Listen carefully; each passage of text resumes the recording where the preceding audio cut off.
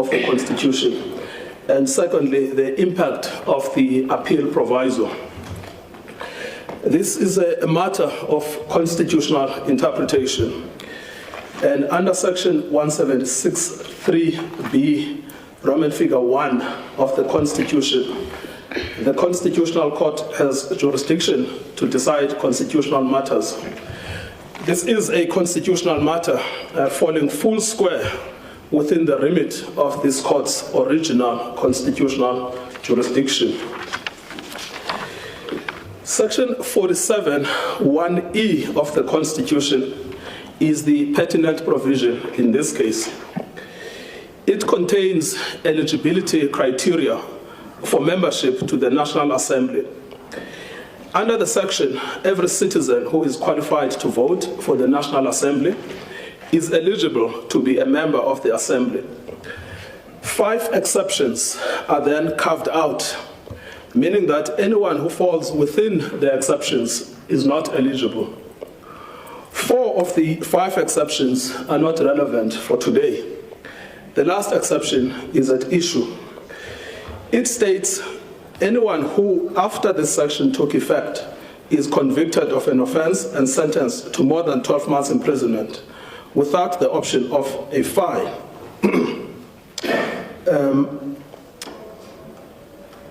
either in the Republic or outside the Republic, if the conduct constituting the offense would have been an offense in the Republic. And then, comma, but no one may be regarded as having been sentenced until an appeal against the conviction or sentence has been determined, or until the time for an appeal has expired. A disqualification under this paragraph ends 5 years after the sentence has been completed. The section comprises 3 components. The first component is the substantive provision. This is the controlling provision, which defines the category of disqualified candidates, being persons convicted of an offense and sentenced to more than 12 months without the option of a fine. The second component is the provisor. This is the part of the section that says that no one may be regarded as having been sentenced until an appeal or the time for lodging the appeal has lapsed. And then the third and final component is the duration of the disqualification. The disqualification ends 5 years after the sentence has been completed. It is crucial to keep those 3 components of the section separate for a proper analysis.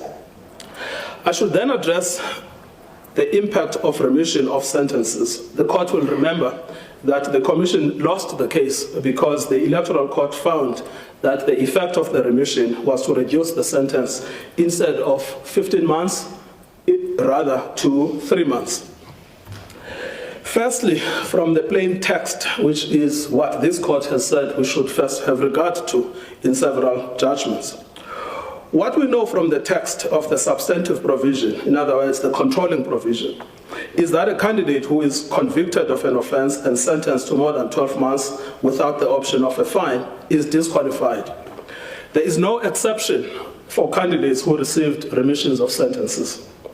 No exceptions for pardons. That means that the court can apply the section as it reads.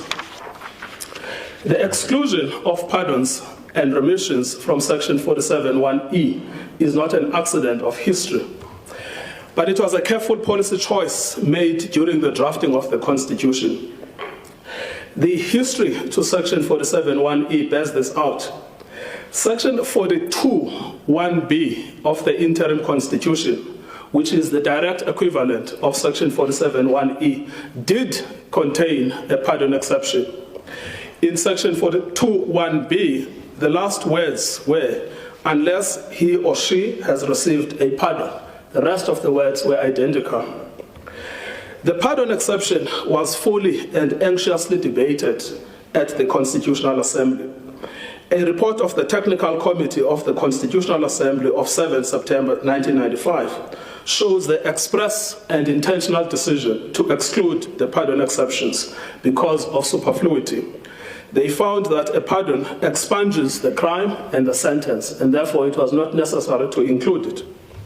But pertinently, and more importantly for our case, The drafters also applied their mind to the relationship between the disqualification under Section 47(1)(e) and remission of sentences.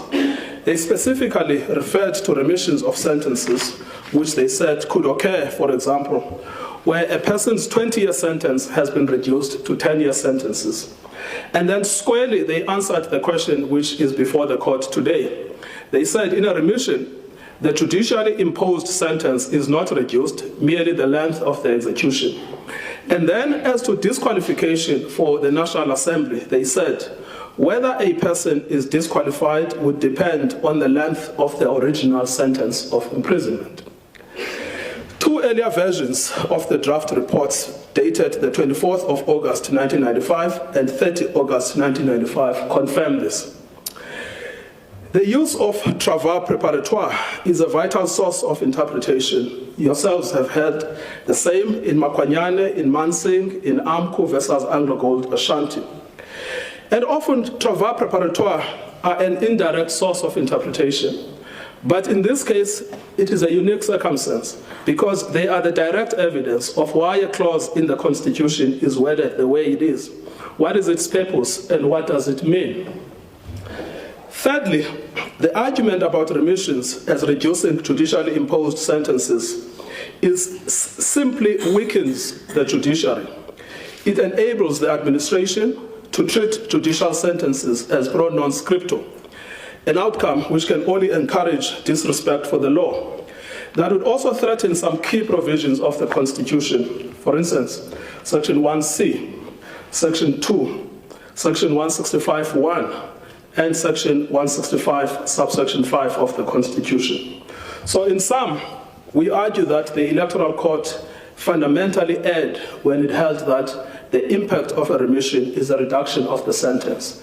That is not borne out by the text, it is not borne out by the history, and it is not borne out by the purpose of the section. Let me now consider the second strut of the Electoral Court finding, which was the appeal provisor. It goes to what I've referred to as the second component of the section, which starts with the words, no one may be regarded as.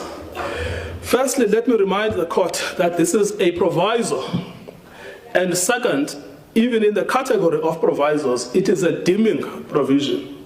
In its plain text, it dims things to be what they are not. This court will recall the judgment of Chotabai versus Union Government, where it was held that a dimming provision may be employed to denote merely that the person or things to which it relates to are considered to be what they really are not. And as a provisor, it may not distort the substantive provision. It may not undermine the principal provision to which it is attached.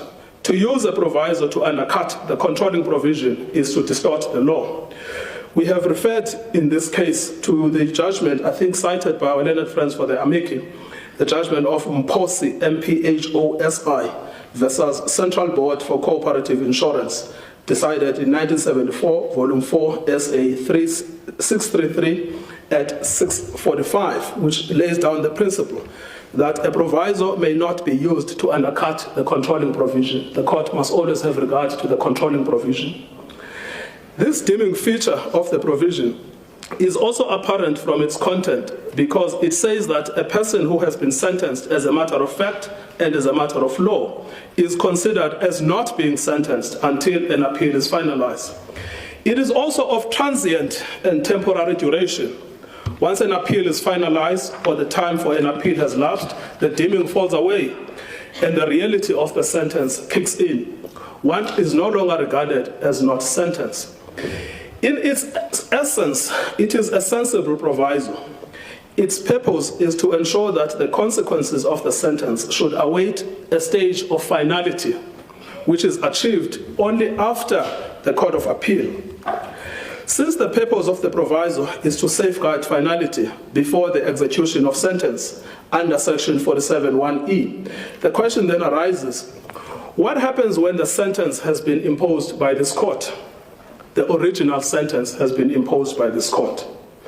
The answer is, it depends. It depends on whether this court is a final court of appeal or not. Since we know that this is a final court of appeal, finality, which is the essential reason for the proviso, would have been reached and the sentence becomes operative for all purposes, including Section 47(1)(e). So it is submitted that the sentence of this court becomes operative on the day that it is imposed. It is not suspended by an appeal because there is none. Finality, which is the real object behind the proviso, is achieved. Next is the finding of the Electoral Court that this court's sentence is not a sentence under Section 47(1)(e) because only appealable sentences are contemplated therein. This is the second reason given by the Electoral Court for its order. There are at least 5 reasons why the Electoral Court fundamentally misdirected itself in this regard. Number 1, there is no textual support for that conclusion. Nothing in the Constitution says there is a distinction between sentences of lower courts and the sentence of this court. The proviso in its wording does nothing of the sort. Number 2, the interpretation undermines the authority of the Constitutional Court, producing absurd outcomes. It means that a sentence for the crime of civil contempt of court imposed by a magistrate of more than 12 months without the option of a fine would disqualify a candidate under Section 47(1)(e). But the same sentence for the same offense imposed by this court would not. Thirdly, it undermines the purpose of the section, which is to protect the public from lawbreakers now putting themselves up as lawmakers. This protective purpose also safeguards the institutional integrity of Parliament. We have referred in our heads of argument to the report of the European Commission for Democracy Through Law, the Venice Commission, dated the 23rd of November 2018. At paragraph 168, this is what it says. Legality is the first element of the rule of law and implies that the law must be followed by individuals and by the authorities. The exercise of political power by people who seriously infringe the law puts at risk the implementation of this principle, which is on its turn a prerequisite for democracy and may therefore endanger the democratic nature of the state. It is therefore justified to restrict their right, in other words, the right of lawbreakers to be elected. Fourthly, the distinction imposed by the Electoral Court is arbitrary. There is no principled basis and none from those paragraphs that we have referred to in the judgment of the Electoral Court, upon which one can distinguish sentences imposed by this court and other sentences for purposes of Section 47(1)(e), merely on account of appealability. Fifthly and finally, it is suggested in the judgment a quo that a reconciliation between Section 19 and 47 is necessary because the two are in tension. But this tension, with the greatest of respect, is more apparent than real. Section 19 is a general right to vote and to stand for office.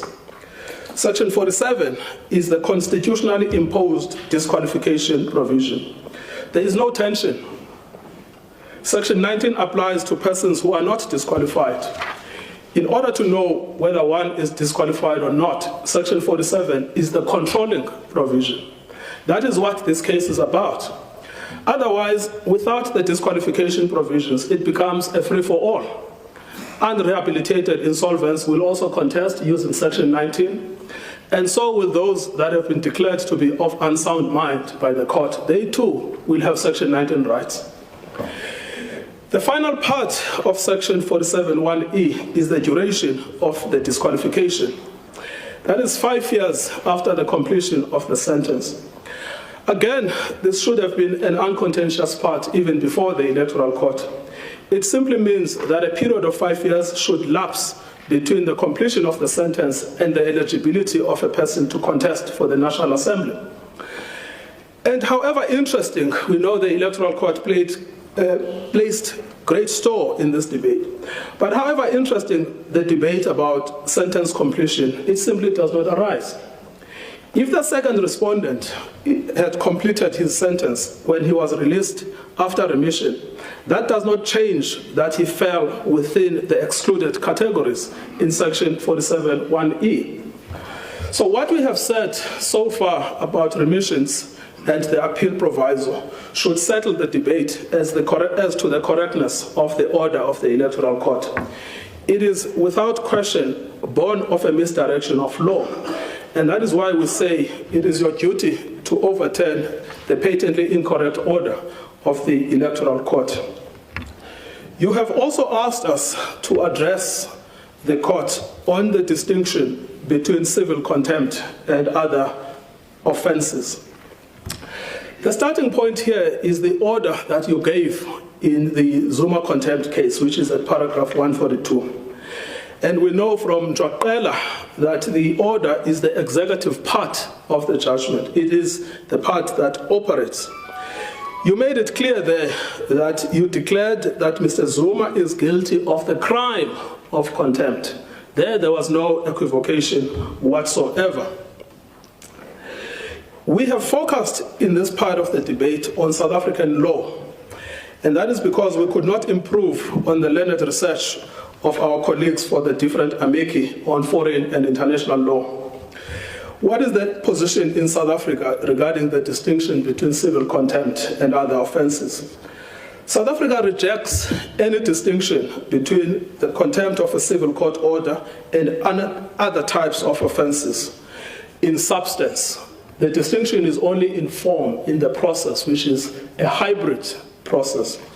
But in substance, South Africa treats both of them as crimes or offenses. And it does so for the obvious reasons that if the rule of law is to survive, it needs effective punishments for people who violate court orders and threaten the administration of justice. It does so because South Africa's founding value includes the rule of law. The case of Faki was the first decision to give a comprehensive jurisprudential treatment of the common law on contempt of court under the Constitution. It ultimately concluded that intentional disobedience of a court order is a crime and it is an offense. And since the case of Faki, this court has rendered at least 4 judgments that we could find, which state that civil contempt is an offense and a crime, just like any other. The first is the judgment of Pheko, where you held that civil contempt is a crime. You will see that at paragraph 28 and 31. The second is Machabenk, where you specifically dispelled any notion that there is a distinction between civil and criminal contempt of court, that the latter is a crime and that the former is not. You will see your own finding at paragraph 50. The third is the Zuma contempt judgment, which has become a source of contention in this case. But it also made it clear that our law defines contempt of court as an offense. We see that at paragraph 66.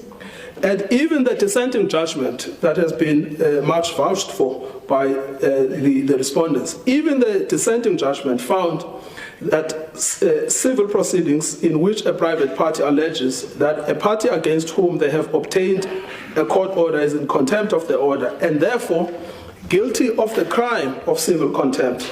You'll see that at paragraph 149 of the minority judgment.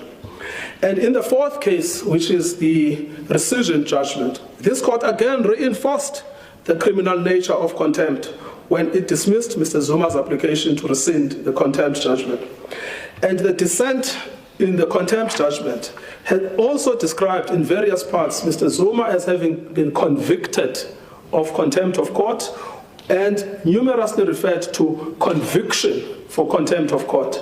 We see this at paragraph 149, 151, 173, 212, 218, 228, 232, 244. So there is absolutely no debate that in South African law, contempt of court is a crime. And there is no debate that in South African law, contempt of court is a crime just like any other crime. Where there is a debate, but even that debate was settled, it is what is the procedure for the prosecution of that crime. That debate has also been resolved. In the Zuma case, although there is a strong dissenting judgment, what cannot be mistaken is that the majority judgment is clear on this position, that in South African law, Contempt can be prosecuted through motion proceedings. Sometimes Section 12 of the Constitution may require a full trial. Sometimes Section 35 of the Constitution may require full trial. But that is a question of how to prosecute a contempt.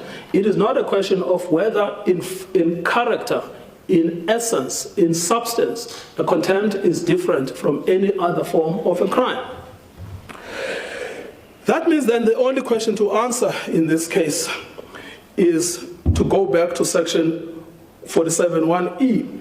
Was the second respondent convicted of an offense? Now, we know the answer to that question by looking at page 71.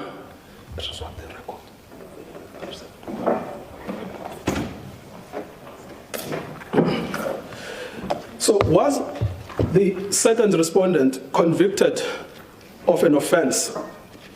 Now, page 71 contains the order, which is at paragraph 142 of the judgment. And paragraph 3 says, it is declared that Mr. Jacob Gedleiselisa Zuma is guilty of the crime of contempt of court for failure to comply with the order made by this court. Now, declaring someone guilty of the crime of contempt is convicting them for the crime of contempt. Is crime of contempt an offense? I have already explained to the court that you have held so 4 times. You have no reason today to depart from it.